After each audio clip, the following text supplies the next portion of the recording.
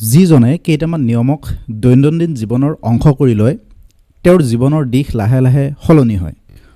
সফলতা তেতিয়া দূৰৰ সপোন হৈ নাথাকে, ই তেওঁৰ জীৱনৰ বাস্তৱতা হৈ উঠে। সফলতা কোনো এক ডাঙৰ পদক্ষেপৰ ফল নহয়। সফলতা হৈছে প্ৰতিদিনে সঠিক দিশত লোৱা সৰু সৰু পদক্ষেপৰ সঞ্চিত ফল।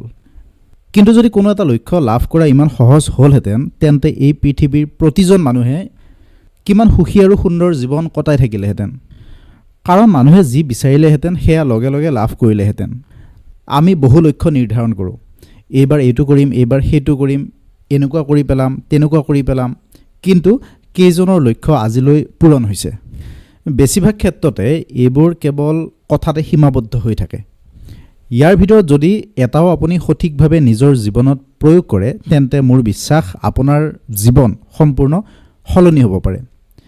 যিকোনো লক্ষ্যত উপনীত হোৱাৰ প্ৰথম আৰু আটাইতকৈ গুৰুত্বপূৰ্ণ খোজটো হ'ল এটা সময়ত এটা লক্ষ্য। পৃথিৱীৰ আটাইতকৈ ধনী মানুহৰ ভিতৰত থকা ৱাৰেন বাফেট আৰু বিল গেটছ এদিন এটা অনুষ্ঠানত কথা পাতি আছিল। তেতিয়া এজন এক্সিকিউটিভে তেওঁলোকক সুধিলে, আপোনালোকৰ মতে ব্যৱসায়ত সফল হোৱাৰ আটাইতকৈ গুৰুত্বপূৰ্ণ গুণ কি? দুয়োজনে একেলগে উত্তৰ দিলে, ফ'কাছ। এটা সত্য ঘটনাৰ কথা কওঁ শুনক।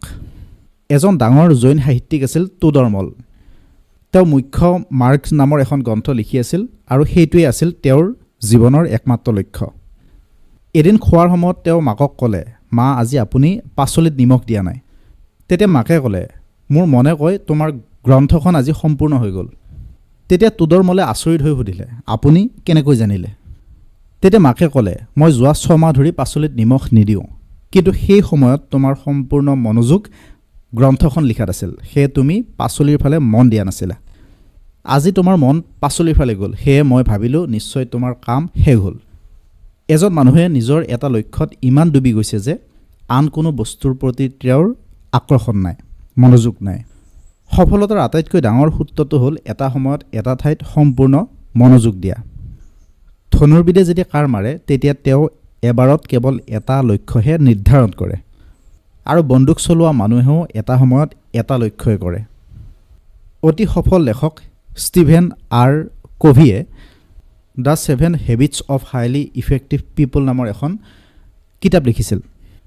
তেওঁ এবাৰ কৈছিল, এজন মানুহৰ যদি এটা লক্ষ্য থাকে তেন্তে সফল হোৱাৰ সম্ভাৱনা বহুগুণ বাঢ়ি যায়, কিন্তু যিমান বেছি লক্ষ্য লোৱা হয় সফলতাৰ সম্ভাৱনা সিমানে কমি যায়।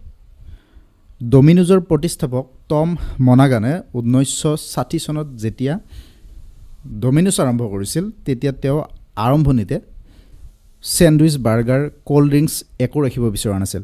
তেওঁ মাত্ৰ এটা বস্তু ৰাখিছিল, পিজ্জা। কাৰণ পিজ্জাৰ দ্ৰুত ডেলিভাৰী কৰাই আছিল তেওঁৰ একমাত্ৰ লক্ষ্য। সেইবাবে জীৱনত সফল হ'ব বিচাৰিলে এটা সময়ত এটা কামত সম্পূৰ্ণ হৃদয়েৰে মনোযোগ দিয়ক। যিসকলে একেলগে বহু কাম কৰিবলৈ চেষ্টা কৰে তেওঁলোকে বহু সময়ত কোনো এটা কামে ভালদৰে কৰিব নোৱাৰে। নিজৰ জীৱনত আমি বহু ডাঙৰ লক্ষ্য লওঁ, কিন্তু এটা সৰু অথচ অতি গুৰুত্বপূৰ্ণ লক্ষ্য নিৰ্ধাৰণ কৰিবলৈ পাহৰি যাওঁ। কেৱল 24 ঘণ্টাৰ লক্ষ্য। এইটো ভাবিবলৈ বন্ধ কৰক যে গোটেই জীৱনত কি কৰিব লাগিব। এইটো ভাবিবলৈ বন্ধ কৰক যে গোটেই মাহত কি কৰিব লাগিব।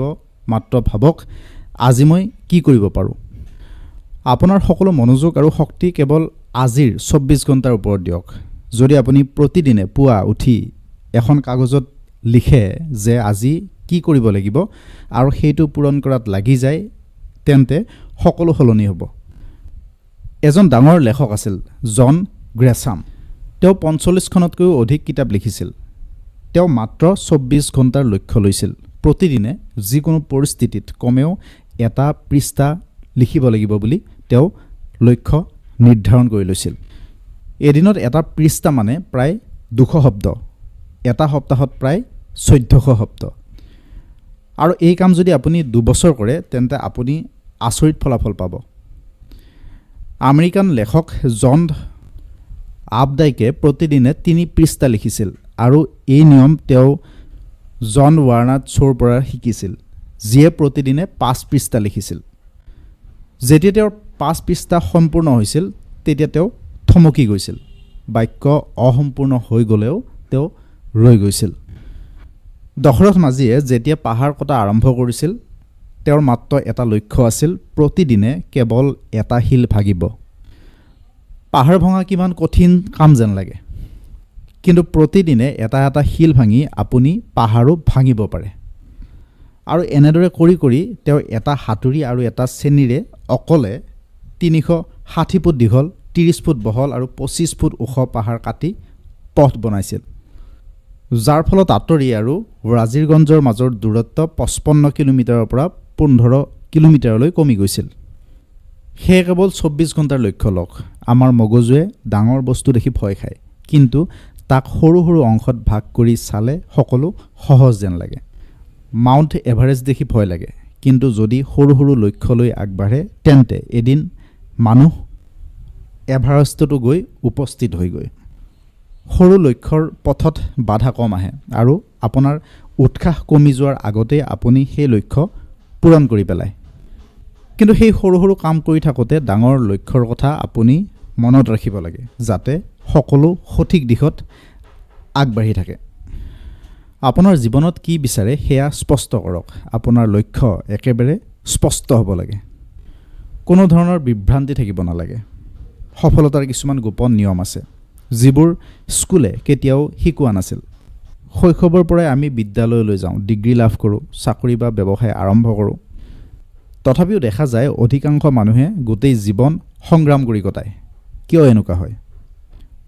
ডিগ্ৰী বেয়া নাছিল, চাকৰিও বেয়া নাছিল, আয় উপাৰ্জনো একেবাৰে কম নাছিল। তথাপিও জীৱনত সন্তুষ্টি আৰু সফলতা নাহে কিয়? কাৰণ বিদ্যালয়ে আমাক জ্ঞান দিয়ে, কিন্তু জীৱনৰ নিয়ম শিকাই নিদিয়ে।